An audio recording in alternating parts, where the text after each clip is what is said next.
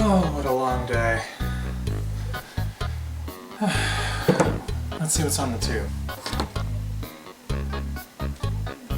Commercial.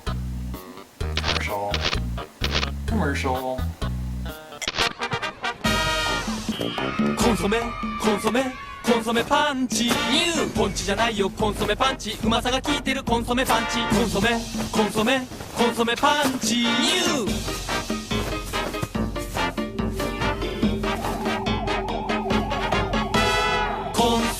Interesting. How about we don't? Since the dawn of television, advertisers the world over have long been trying to find new and creative ways to access larger audiences through the tube. Whether through those annoyingly aggressive sales pitches, please my wife is pregnant, to appearance sponsorships by desperate celebrities, the medium just keeps growing. In today's episode of Darkology, we'll be analyzing the psychology behind some of TV's creepiest ads.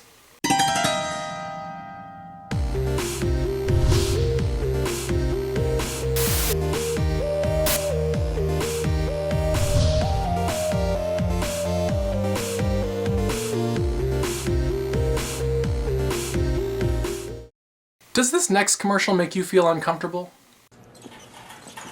Hello, Mrs. Jensen. You don't have any Snickers in your shopping cart. The neighborhood kids love Snickers on Halloween. Let me help you. Oh, fuck no. I'm only helping you.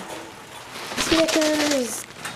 I think the fuck not, you trick-ass bitch. This Halloween, nothing satisfies like Snickers. Yeah, but see, that doesn't make any sense. You know what? Yeah.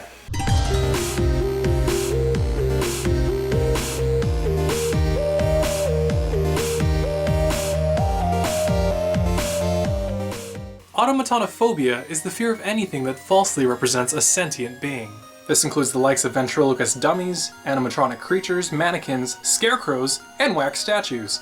Originally coined by Masahiro Mori back in 1970, the Uncanny Valley is a hypothesis in the field of aesthetics that says when features look and move almost, but not exactly, like natural beings, it causes a response of revulsion among some observers.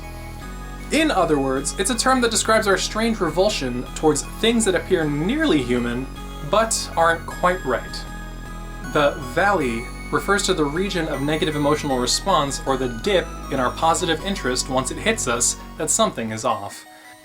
One theory called Pathogen Avoidance suggests that this stems from an evolutionary tendency to be repulsed by anyone who looks sick or unhealthy, or wrong. We tend to instinctively avoid things that might make us sick too. Another theory suggests that the Uncanny Valley triggers an innate fear of death, as non-human humanoids often seem to move like lifeless puppets, reminding us of our own mortality. Do commercial producers actually strategize their promotions around this knowledge? Or did they just think it would be neat to utilize a robot in their ad? One thing is certain, they are certainly memorable. Have you ever been jump scared so bad that you found your body doing something that you didn't tell your body to do?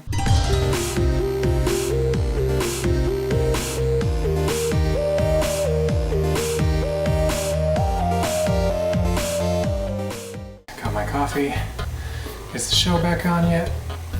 What makes a jump scare so, well, scary?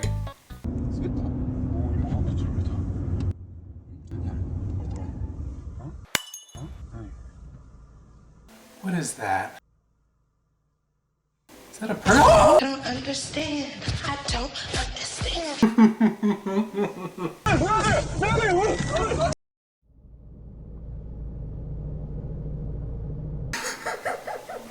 The neurotransmitter norepinephrine is responsible. Your brain produces higher levels of norepinephrine when you're faced with overwhelming anxiety, arousal, fear, dread, and suspense.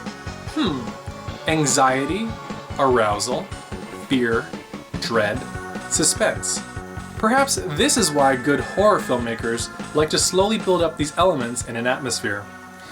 The chemical causes an elevation in heart rate as well as blood pressure. The more norepinephrine charged, the greater the response when that ah moment happens. Music helps intensify this. And what is this response? It's called fight or flight. It's an uncontrolled response to fear or pain where the body goes into a self-protection mode automatically, whether the fear that activates this response is perceived or real. The sudden surge of stress hormones, adrenaline, and other body actions all enable heightened reflexes. The thinking part of the brain stops, and the survival action part of the brain takes over. Other symptoms of the fight or flight response include sharpened senses, lack of pain, sweating, speed reaction, and super strength, the very same results that can be produced after taking a stimulant drug like cocaine or methamphetamines. Horripilation sometimes happens. This is when our hairs stand on end in response to being terrified. During all of this fast and rapidly evolving process, a person can experience sensory overload which can cause them to forget many facts on what happened and may make them focus or fixate on one particular event. Regardless, the event makes us stop focusing on anything else that isn't directly threatening our well-being. Advertisements that make use of jump scares will always capture the attention of viewers, albeit this might not be the best way for people to like whatever it is you're selling.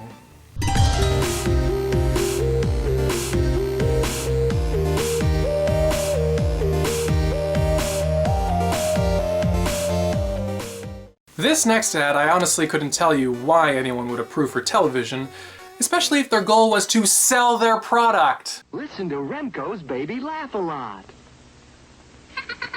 Oh, that thing's adorable. I don't understand.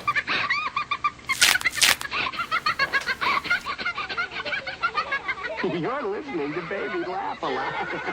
She's the funniest doll you've ever seen. Just push the button and she starts to giggle.